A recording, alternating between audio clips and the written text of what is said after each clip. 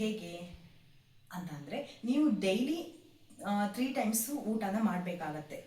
ಜಾಸ್ತಿ ಮಾಡೋಕ್ಕಾಗಿಲ್ಲ ಅಂದ್ರೂ ಸ್ವಲ್ಪ ಸ್ವಲ್ಪ ಪ್ರಮಾಣದಲ್ಲಿ ನೀವು ಊಟನ ಮಾಡಬೇಕಾಗತ್ತೆ. ಹಾಗೆ ನೀವು ಮಾಡೋದ್ರಿಂದ ನಿಮ್ಮ ಕ್ಯಾಲರೀಸ್ ಏನಿದೆ ಅಲ್ಲ, ಅದು ನಿಮಗೆ ಜಾಸ್ತಿ ಆಗುತ್ತೆ. ಸೊ ನಮ್ಮ ದೇಹದಲ್ಲಿ ಮಸಲ್ಸ್ನ ಬಿಲ್ಡ್ ಮಾಡಬೇಕು ಅಂತ ಹೇಳಿದ್ರೆ ಪ್ರೋಟೀನ್ಸ್ ಅನ್ನೋದು ವೆರಿ ವೆರಿ ಇಂಪಾರ್ಟೆಂಟ್. ಸೊ ಹಾಗಾಗಿ ನಮ್ಮ ಡೈಲಿ ಆಹಾರದಲ್ಲಿ ಎಗ್ ಆಗಿರ್ಬೋದು, ಮಿಲ್ಕ್ ಆಗಿರ್ಬೋದು, ಅಥವಾ ಗ್ರೌಂಡ್ ನಟ್ಸ್ ಆಗಿರ್ಬೋದು, ಇದನ್ನು ಡೈಲಿ ನೀವು ಕನ್ಸ್ಯೂಮ್ ಮಾಡೋದ್ರಿಂದ, ಅಂದರೆ ನೀವು ಸೇವಿಸೋದ್ರಿಂದ ನಿಮ್ಮ ವೇಟ್ ಗೇನ್ ಅನ್ನೋದನ್ನು ಹೆಲ್ದಿ ವೇಯಿಂದ ಮಾಡ್ಬೋದು. ಸೊ ನೆಕ್ಸ್ಟ್ ಬಂದು 1 ಗ್ಲಾಸ್ ಹಾಲು, ಅದ್ರ ಜೊತೆ ಒಂದು ಬಾಳೆಹಣ್ಣನ್ನು ನೀವು ತಗೊಳ್ಳೋದ್ರಿಂದ ಕೂಡ ನೀವು ನಿಮ್ಮ ಬಾಡಿಲಿ ಎನರ್ಜಿ ಕೂಡ ಹೆಚ್ಚಾಗುತ್ತೆ. ಅದ್ರ ಜೊತೆ ನೀವು ಹೆಲ್ದಿಯಾಗಿ ವೇಟ್ ಗೇನ್ ಕೂಡ ಮಾಡ್ಬೋದು. ಓಕೆ, ಸೊ ನೆಕ್ಸ್ಟ್ ಬಂದ್ಬಿಟ್ಟು ಎಲ್ಲರೂ ಹೇಳ್ತಾರೆ ಈ ಪಿಜ್ಜಾ, ಬರ್ಗರ್ ಇದನ್ನು ಅಥವಾ ಡೈಲಿ ಚಾಟ್ಸ್ ಇದನ್ನು ತಿನ್ನೋದ್ರಿಂದ ವೇಟ್ ಗೇನ್ ಆಗತ್ತೆ ಅಂತ ಹೇಳ್ತಾರೆ. ಸೊ ಹೌದು, ಪಿಜ್ಜಾ, ಬರ್ಗರ್, ಚಾಟ್ಸನ್ನು ತಿನ್ನೋದ್ರಿಂದ ಕೂಡ ವೇಟ್ ಗೇನ್ ಆಗತ್ತೆ. ಆದರೆ ಎಕ್ಸಸ್ ಫ್ಯಾಟ್ಸ್ ಏನಿದೆ ಅಲ್ಲ, ಅದು ಹೆಚ್ಚಾಗ್ತಾ ಹೋಗುತ್ತೆ. ಎಲ್ಲರೂ ಹೇಳ್ತಾರೆ ಪಿಜ್ಜಾ, ಬರ್ಗರ್, ಡೈಲಿ ಚಾಟ್ಸ್ ಈ ಥರ ತಿನ್ನೋದ್ರಿಂದ ಕೂಡ ವೇಟ್ ಗೇನ್ನ ಮಾಡ್ಬೋದು ಅಂತ ಹೇಳಿ. ಅದು ನಿಜನೇ. ಪಿಜ್ಜಾ, ಬರ್ಗರ್ ಅಥವಾ ಚಾಟ್ಸ್ ಈ ಥರ ತಿನ್ನೋದರಿಂದ ಕೂಡ ವೇಟ್ ಗೇನ್ ಆಗುತ್ತೆ. ಬಟ್ ಎಕ್ಸಸ್ ಫ್ಯಾಟ್ಸ್ ಏನಿದೆ ಅಲ್ಲ, ಅದು ಜಾಸ್ತಿ ಆಗ್ತಾ ಹೋಗುತ್ತೆ.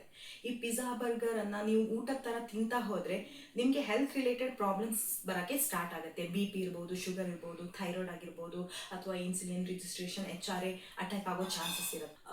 ವೇಟ್ ಗೇನ್ ಆಗಬೇಕು ಅಂತ ಹೇಳಿದ್ರೆ ಕರೆಕ್ಟಾಗಿ ನಿದ್ದೆ ಅನ್ನೋದನ್ನು ಮಾಡಬೇಕಾಗತ್ತೆ. ದಿನಕ್ಕೆ ಏನಿಲ್ಲ ಅಂದರೂ 7 to 8 ಅವರ್ಸ್ ನಿದ್ದೆ ಮಾಡಬೇಕಾಗತ್ತೆ. ಕರೆಕ್ಟಾಗಿ ನಿದ್ದೆ ಮಾಡಿಲ್ಲ ಅಂದರೆ ನೀವು ವೇಟ್ ಗೇನ್ ಆಗೋದಕ್ಕೆ ಪ್ರಾಬ್ಲಮ್ ಆಗುತ್ತೆ. ಸೊ ಹಾಗಾಗಿ ನಿದ್ದೆ ಅನ್ನೋದು ತುಂಬ ಇಂಪಾರ್ಟೆಂಟ್.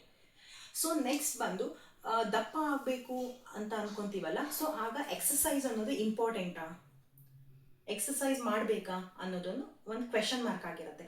ಸೊ ದಪ್ಪ ಆಗಬೇಕು ಅಂದರೂ ಕೂಡ ಎಕ್ಸಸೈಸ್ ಅನ್ನೋದನ್ನು ಮಾಡಲೇಬೇಕು. ಎಕ್ಸಸೈಸ್ ಮಾಡೋದ್ರಿಂದ ಮಸಲ್ಸ್ ಅನ್ನೋದು ಬಿಲ್ಡ್ ಆಗುತ್ತೆ. ಸೊ ನಾರ್ಮಲ್ ಆಗಿ ಎಕ್ಸಸೈಸ್ ಅಂದರೆ ವಾಕಿಂಗ್ ಇರ್ಬೋದು ಅಥವಾ ಸ್ಟ್ರೆಂಥಿಂಗ್ ರಿಲೇಟೆಡ್ ಎಕ್ಸಸೈಸ್ ಮಾಡೋದ್ರಿಂದ ನಿಮ್ಮ ಮಸಲ್ಸ್ ಏನಿದೆ ಅದು ಬಿಲ್ಡ್ ಆಗುತ್ತೆ.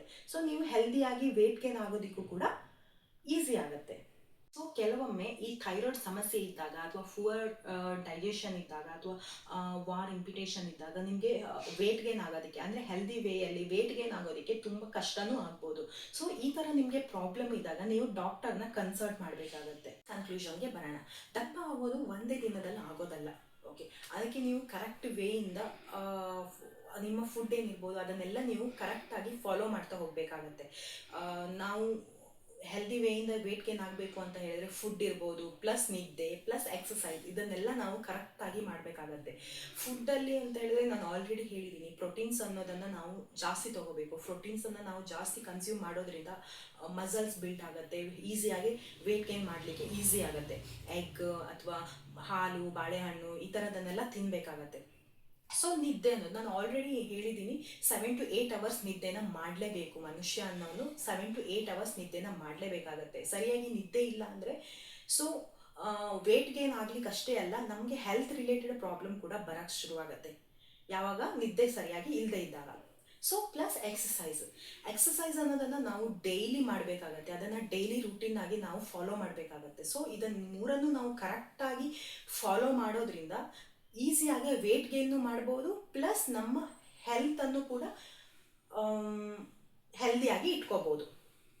ಓಕೆ, ಸೊ ಈ ವಿಡಿಯೋ ಇಷ್ಟ ಆದರೆ ಲೈಕ್ ಮಾಡಿ, ಶೇರ್ ಮಾಡಿ, ಸಬ್ಸ್ಕ್ರೈಬ್ ಮಾಡಿ. ಇನ್ನು ನಮ್ಮ ಪೇಜ್ನ ಸಬ್ಸ್ಕ್ರೈಬ್ ಮಾಡಿಲ್ಲ ಅಂದರೆ ಹೋಗಿ ನಮ್ಮ ಪೇಜ್ನ ಸಬ್ಸ್ಕ್ರೈಬ್ ಮಾಡಿ, ಪಕ್ಕದಲ್ಲಿರೋ ಬೆಲ್ ಐಕಾನ್ನ ಪ್ರೆಸ್ ಮಾಡಿ.